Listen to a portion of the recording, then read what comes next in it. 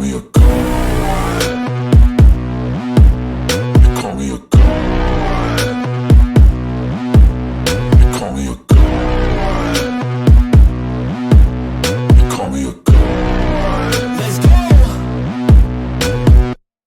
I'm about to go off like a weapon. Fuel to the top, gotta fill up. Welcome back to the Juggernaut Show, everybody. And today I'm here to give you my WWE Money in the Bank 2025 predictions. So, Money in the Bank is going down this Saturday, June 7th, 2025, from Los Angeles, California at the Intuit Dome. Now, Money in the Bank is one of my favorite PLEs of the year, just for the fact that you got that Money in the Bank briefcase. It could change storylines, for the next 12 months. Has the potential to do that, which I really like that. Kind of like when is this wrestler going to cash in their briefcase? Is it going to be successful? Is it going to be failed? Like I always like that. And I also like seeing ladder matches. That's one of my favorite match stipulations in professional wrestling. So I mean, yeah, Money in the Bank is a really really big show. It's kind of like I would say it's like a big five. I mean, Triple H, we already know that he's not a big fan of these Money in the Bank PLEs. But at this point, like I said, they're bringing in a lot. They're bringing in a lot of money, so Triple H isn't going to be removing Money in the Bank anytime soon. But yeah, Money in the Bank, like I said, is going down this Saturday. Got 4 matches on the card. I don't think anything else is going to be added. So let's jump right into these predictions. So the first match that we're going to be talking about is the Women's Intercontinental Championship match. We got Lyra Valkyria, the champion. She's defending against Becky Lynch. This is a rematch from Backlash. They had an amazing match there. The in-ring work, the in-ring psychology from both these girls was amazing. That was one of the best matches from Backlash. And now we got the rematch here, which has a stipulation on it. I mean, it's a little stipulation, but I mean, it is stipulation. So if Becky Lynch wins the match, then Lyra Valkyria is going to raise her hand, basically, basically praise her, say, she's better than her. Now, if Becky Lynch loses, then she cannot challenge for the IC title as long as Lyra Valkyria is the champion. So we got a little stipulation in there, which I'm happy it's not a huge thing, because they don't need anything like really big, because their in-ring work is going to be amazing in this match. But we got one underlying component in this match, which is Bayley. She hasn't been seen on TV for a while, since WrestleMania. She got taken. Becky Lynch took her out. She admitted it. So, yeah. So, dude, I think that we're going to be getting a Bayley return here. I think that's where she comes out. She returns. Maybe she costs Becky Lynch the match, and maybe they go back on their word. Go like, oh yeah. Becky Lynch goes like, hey, Bayley costed me the match. I want a rematch Evolution, and then it ends up becoming like a triple threat match. Or maybe Becky Lynch wins, and then Lyra Valkyria is about to raise her hand, and then Bayley comes out and then gets revenge that way. I don't know. It could go either way. This is a match I'm kind of still iffy on. But I think that Becky Lynch is going to win here. And probably, like I said, set up a triple threat match for like Evolution or maybe SummerSlam or something like that. I feel like, because I've been hearing a lot of rumors that they want to do that at Evolution. So I'm going to go with Becky Lynch to retain, but it could, like I said, this can go either way here. It's going to be an awesome match. It's going to be fun. Like I said, Becky Lynch will win here. And then Bayley will come out. That will set up for Bayley and Becky Lynch at Evolution. And then Lyra Valkyria will say, hey, I want my rematch clause. Which, rematch clauses come, very, very few and little. Sometimes they'd be happening, but like, wait, they deserve a rematch, but they never get one, which is weird sometimes. But yeah, Lyra Valkyria go like, hey, I want my rematch at Evolution, and then it'll set up a triple threat match. But yeah, I got Becky Lynch to win the IC title here. All right. And then the next match we have is the men's, and we got the men's Money in the Bank ladder match. We got LA Knight, yeah, Penta, Andrade, Solo Sikoa, Seth Rollins, and El Grande Americano. Yes, I'm surprised that El Grande Americano was in this match, but hey, I mean, we're gonna see what happens here. Now, I'm going to kind of eliminate some people who I don't think are going to be winning this match. So, first of all, I don't think Andrade is going to be winning this. I mean, it's obvious why. I did think Andrade was even going to be getting in this match, or even on El Grande Americano was going to be in this match. But hey, they end up getting in there. They're probably going to be taking some big spots in this match. We'll see what they do. But Andrade, I don't see him winning. And then also I don't see El Grande Americano. I feel like he's going to be getting unmasked in this match. Yeah, so I don't see El Grande Americano winning. And then Penta, I just don't think it's his time to win the briefcase because I feel like he fits more with the mid card division. I feel like he needs to win a mid card title before he goes up to like the main event. So I don't think Penta is going to win here. And then I don't think Solo is going to win it either. Solo, he has that story with with Jacob Fatu. I love you, Solo. The Simone Werewolf. He has that storyline with him right now. So maybe JC Mateo cost Solo Sokoa or something. I don't know, but they got that bigger story with Solo and Jacob Fatu, and that probably will culminate at SummerSlam. So I kind of cancel him out as well. So either comes down to LA Knight and Seth Rollins. I could see Seth Rollins winning. I could definitely see that happening. It makes sense for the story. With him trying to take over WWE with his new faction, and having Braun Breaker come in there, having Bronson Reed come in, and you hope Seth Rollins capture that Money in the Bank briefcase. I could definitely see it happening. But to be honest, I just don't think Seth Rollins needs a briefcase. Because I mean, the story's kind of right itself here. I mean, Seth Rollins, he doesn't need the briefcase to get a world title match. I mean, and he's already won the briefcase once before. But I mean, I could see him doing it again because they have done back to back. I mean, they have done 2-time Money in the Bank winners before. So I could definitely see Seth Rollins winning. But I think it's time to capitalize with LA Knight. I think it's time to actually pull the trigger on him. I think the third time's the charm with him. Yeah, I mean, this is time to actually elevate LA Knight.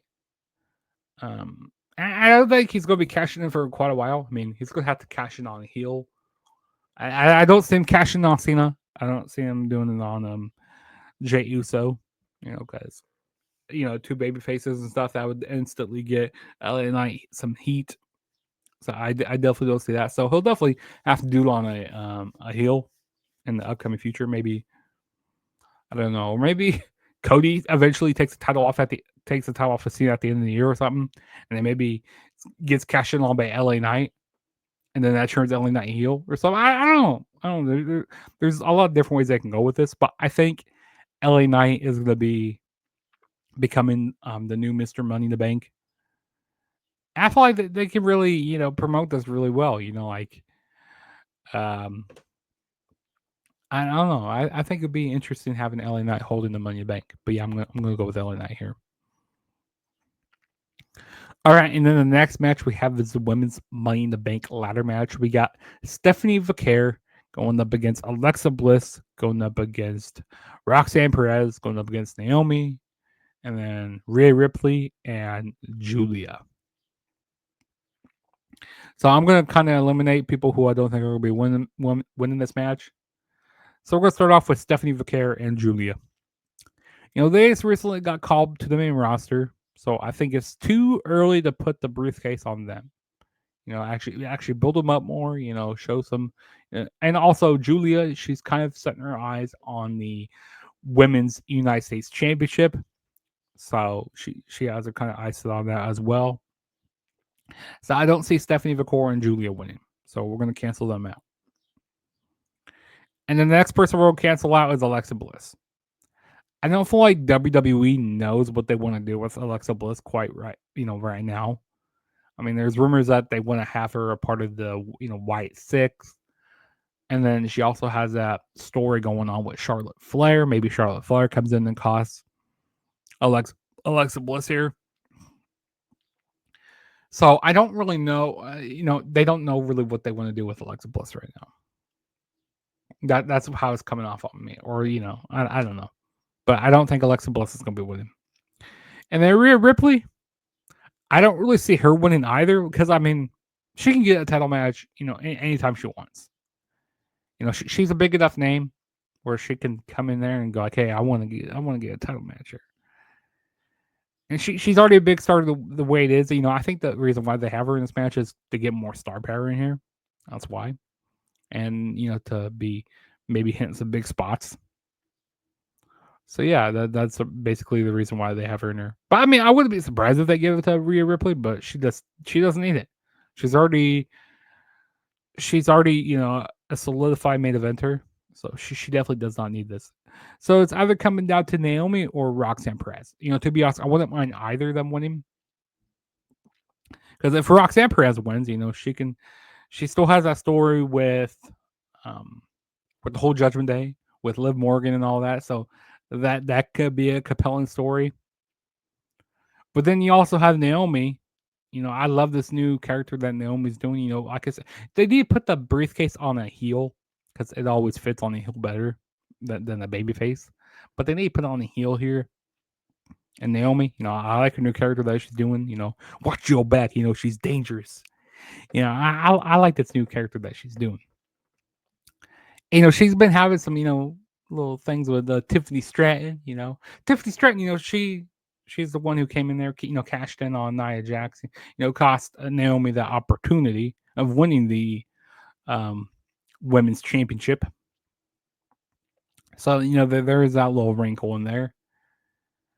So, I think it makes a lot of sense. And maybe, we get something that evolution between Tiffany Stratton and Jade Cargill. Maybe Jade Cargill wins the championship at Evolution, and then immediately gets cashed in on by Naomi or something like that. That would be pretty cool. Or maybe, maybe they have Naomi just cashing on Tiffany Stratton, because I mean that makes a lot of sense too. After Tiffany Stratton, cost her the opportunity at the beginning of the year. So I see Naomi winning here. I think it's her time. Like I said, I like this character that she's been doing as of late. And she really, she went away from WWE for a while, went to TNA. She was a really good knockouts champion over there. So I think it's her time to hold the women's championship over here again. Yeah. So give me Naomi to win here. All right. Now what I heard this is going to be the main event of the show. We got John Cena, Logan Paul going up against the American Nightmare, Cody Rhodes, and main event Jey Uso, the World Heavyweight Champion. So, to be honest, okay, so for the last, since like 2022, so 2022, 2023, 2024. So these last 4 years, they've been doing these tag team matches. They haven't been having the title be defended on these Money in the Bank PLEs for these last 4 years. And they're, like I said, they're continuing it here. But at least with the past tag team matches that they've been doing, they were compelling stories. This right here is not a really compelling story here. I don't even know why they're tagging up just to have them tagging up, because they're big names and they want to have these big names on the show. Like, this is not how I had John Cena's retirement tour to be happening. At Money in the Bank here. I thought maybe he faced like CM Punk or someone like that. I don't know. I wasn't expecting a tag team match to be going down here. And to be honest, I don't see Cena taking the pinfall. I don't see Cody Rhodes, the name that Cody Rhodes is taking the pinfall. I don't see Jey Uso I don't see him taking a pin. And also a couple of days later, he's going to be defending his World Heavyweight Championship against Gunther on Monday Night Raw. So the only guy to kind of take the fall in this match is Logan Paul. And I think this could just be a one-off tag team match here. They don't need to go further with this. It's going to be a one and done thing, and they can move on from this. And maybe that could set up for John Cena and Cody Rhodes at SummerSlam, to have their second match. Or, I've been hearing rumors that they might be doing it at Night of Champions, which I feel like would be a little too soon. I would rather have it at SummerSlam, but that's just me. But it's Saudi Arabia. Saudi Arabia, they want to have a big like a WrestleMania like rematch here, so it would make sense for them to do Cena and Cody Rhodes at Night of Champions in Saudi. And this is a great way to set it up. Like, hey, I beat Cena. And also I want my rematch. So that's what they could do there. But ultimately, in the end, I see the baby faces winning here. I see Cody Rhodes and Jey Uso winning. And also, you got that underlying factor. If they make this the main event, you can have the Money in the Bank briefcase holder coming down. Can make it more interesting. Maybe both Cena and Jey Uso are laid out, and then you have like say LA Knight comes out. Teases a little cash in. Or maybe because like we never saw that before really happen. You have both champions in the match. Like what's the situation if they cash in? Like who they cash in on? Can they win both titles? Can they become like an undisputed champion? Like how does this work? Which, like I said, we've never really seen that much before, which will make an interesting wrinkle in this match. But I hope they don't have the Money in the Bank winner, actually cash in or like actually do like a fail cash in. Hopefully they do not do that, because I want them to sit on this briefcase for a little bit. But I wouldn't be surprised if Triple H tries to do like a fail cash in, because like I said, he's not a big fan of these Money in the Bank briefcase. He's not a fan of it at all. But yeah, I see the baby faces winning of Cody Rhodes and Jey Uso. And I'm looking forward to the show. It's going to be a fun show. Can't wait for it. Go down in the comments. Let me know you guys have one in each match. And are you guys looking forward to Money in the Bank? Let me know. I want to hear you sound off in the comments. And also, if this is your first time ever checking out my channel, hit that subscribe button. Hit that like button to help out my videos in the algorithm. That will help me out quite a bit. Also, don't forget to share the video with your friends, your family. Go share the video with whoever. And as long as they're wrestling fans. And also, don't forget to follow me on all my social media platforms. Go follow me on X and Instagram at the True JSB. And also go follow me on TikTok. I've been posting a lot more TikTok content. Go follow me on TikTok. It's the Juggernaut Show as well. I'll put the link in the bio. So yeah, definitely go subscribe. And I will see you guys in my next video. Juggernaut saying peace out. See you guys later. Peace.